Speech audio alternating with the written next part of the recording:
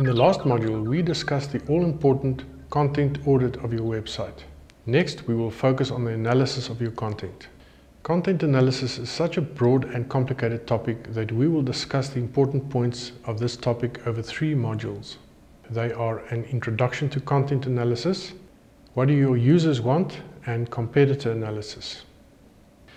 Now that you know where your content is and how it's organized on your website, it's time to determine its value. A thorough content analysis will give you an idea of the quality of your current content, so that you can make future decisions about what is still needed and what can be scrapped. At the beginning of any big task, you need to ask yourself the big question: why am I doing this project? More specifically, what is the business trying to achieve with this content? What do the users want and need from my content? How will we measure the success of our content? Once you have answered these questions, you can start setting goals, developing tactics, determining requirements, and project objectives. Your content must have clearly defined business goals. These goals can include to increase revenue, increase market share, improve the customer experience, and so on.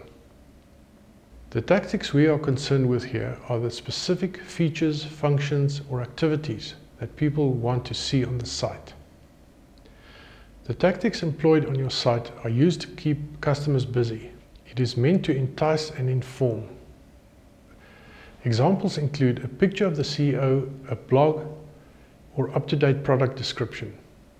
The resources needed for the content analysis project: budget, timeline, and technology. Is your content management system capable of supporting this task? Essential tactics: features and functions that are used to attract or captivate the user on the website. Legal requirements, disclaimers, privacy policies, and so on. In-force agreements, contracts or agreements your company may have with others that can affect a content strategy. Accessibility. You don't need to consider every last detail to its core.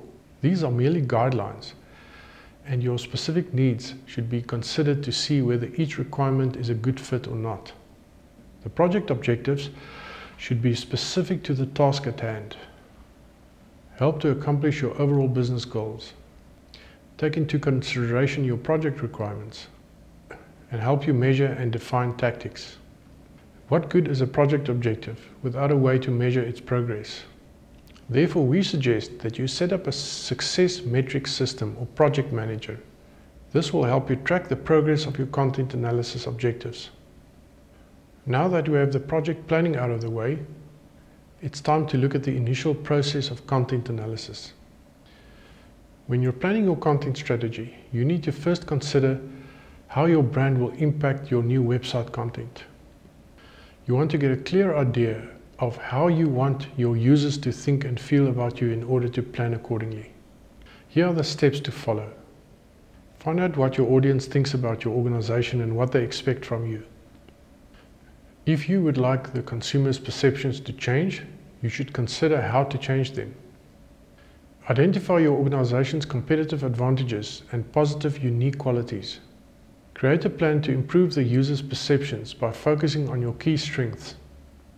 Next, consider the voice and tone of your web content. The way your content speaks to the user needs to be in line with your brand's characteristics and personality. The voice and tone should also match the type of information being presented and to whom.